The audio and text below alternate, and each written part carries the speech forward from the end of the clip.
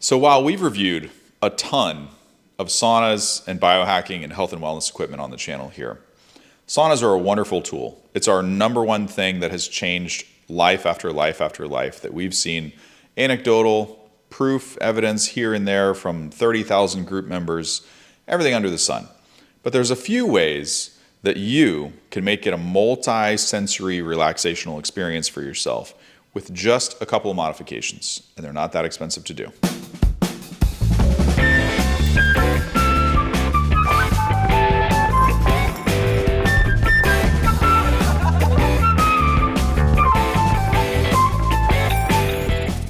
So the first thing we're going to talk about is light. And don't be like the Batman and only come out at night. Keep your circadian rhythm intact. Not every single sauna has red light therapy in it. Not every single sauna has chromotherapy in it. Some people suggest that it's great to have mood lighting, which I consider chromotherapy to be. I do not consider it a reputable source of photobiomodulation. Why?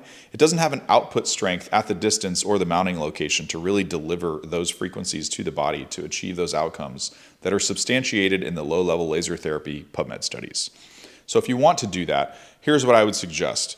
Add a red light therapy device to your sauna or to your pre-sauna protocol. We have other videos like the biohacking zone or laying out your biohacking studio that cover that in detail. But basically the nuts and the bolts are you want to be really careful about having your core temperature super high when you do photobiomodulation or red light therapy or any kind of colored light therapy, because that conversion can get down-regulated if your skin is covered with a thick layer of sweat or your core temperature is too high. You really need to have a cool body temperature. So there's a couple ways you can do that. You can either mount a red light therapy device to the outside of your sauna, stand in front of it, do your rebounding like we suggest in other videos, do your vibration plate, do this, do that. Or you could take a small panel, mount it in the corner of your sauna, and as soon as you turn your sauna on to preheat, or even beforehand, get in, do your red light therapy session, and then as it's heating up, as everything is prepped, you're already done. You go right into your sauna session, you're combining therapies. Some people like to say you should just buy a full spectrum sauna to do this, but I disagree. The reason why is that usually, sauna companies are confusing you when it comes to light therapy. Chromotherapy is not photobiomodulation. Mood lighting is not photobiomodulation. And what's even worse is the new saunas that come out that put a red light therapy panel in the back corner mounted on a 45 that kind of just shine at the side of your body. I'm not sure how anyone thinks that that's going to do you any good. So to come full circle, that's only one portion of light therapy. All types of light are great. If you're a person who loves to be in blue light, purple light, green light, orange light, whatever, and you like mood lighting and you say that gives you a lift in or some type of benefit, absolutely have at it. Just don't confuse that with photobiomodulation, and don't think that a full spectrum sauna is giving you either one of those in a healthy dose. Let's move on to sensory input number 2, smell. Smell can be very powerful. There are all types of herbal essences, there's all types of homeopathic remedies, there's all types of supplements that you can use that work off of smell, and some folks get amazing results. Now, me personally, incorporating aromatherapy into the sauna can both be beneficial and it can also create a little bit too much intensity for me because you're in a small closed environment. So while I like it, you could do a little eucalyptus oil. You could do a popular blend that's a relaxation blend. Very pleasant, very nice. It sets the tone, sets the rhythm, sets the habits, makes it a ritual for every time you go in the sauna.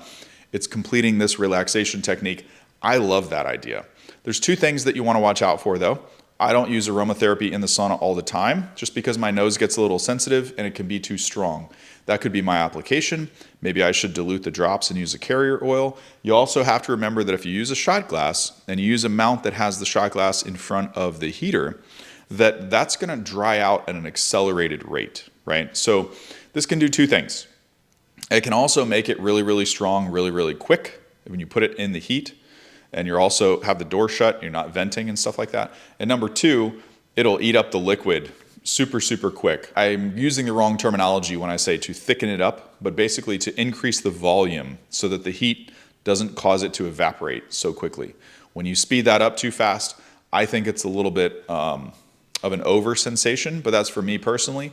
Other folks absolutely love it and swear by it. So don't take one little point from me as the end all be all. You got to experiment a little bit, see what's right for you, listen to others, get ideas, and try it out. I think you'll really love it, and it'll definitely incorporate more of your senses into a healing sanctuary experience with your sauna. Last but not least, let's get to number 3, which I think can be one of the most powerful senses to incorporate with your sauna. Why? Because a meditation track, a sound therapy, a resonant frequency, anything that is right for your body in your situation on your health journey can help bring your nervous system and your stress level from here to here just by incorporating sound. Let's talk about a couple different variations that you might like. So after testing the majority of the infrared saunas on the planet, brand after brand after brand, the majority of them come with a sound system. Some of them are not so great. You definitely get what you pay for in this department, meaning if you're buying a cheaper sauna or you're getting like an Amazon thing or something like that, sometimes they come with a mono speaker in the ceiling. Why do I bring this up? It's really not to harp on them. It's so that you understand that there's not stereo output in the sauna. So if you try to listen to some type of isochronic sound, not necessarily a binaural beat, you should really wear headphones for that, but certain meditation tracks are playing 2 different sounds in stereo on different sides to recalibrate the brainwave state that you're currently in. If you have a mono speaker or something like that, some of this technology will not come out. The sound system output will not be in the right order for you or orientation. So, that said, the majority of the good saunas have stereo speakers, which is a left and a right. If you connect and play a meditation track or a healing frequency or some type of resonant meditation, you might really, really, really enjoy the experience because it can bring your nervous system down even further. You combine that with some breath work, and now you have a relaxing healing sanctuary that you can truly just unwind and de-stress in. This is one of the number 1 benefits of having a sauna in your own home and helping to set up like some type of biohacking or healing studio so that you have a place to truly unwind and de-stress and just think and have some space away from the day and all the troublesome things that we come across in life. If you have a sauna, some companies don't put speakers in their saunas. You can always use like one of those JBL pair of speaker pods or something like that. They sound really good. In some instances, they sound way better than the cheap sauna stereo systems that come installed in the ceiling, especially the mono ones. So, just because you don't have something like that doesn't mean that you can't try this. Just wanted to point out that there's always a way to make it work, no matter your budget, no matter your equipment, and no matter your space requirements. Just a few examples of how you can make your sauna experience a multi-sensory relaxational experience. Pull in light, sound, and smell, and see how you can transform your sauna experience in the courtesy of your own home.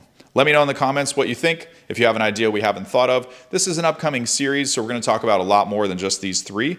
But have you tried these? Do you like them? Do you hate them? Let us know in the comments. We'll see you in the next one.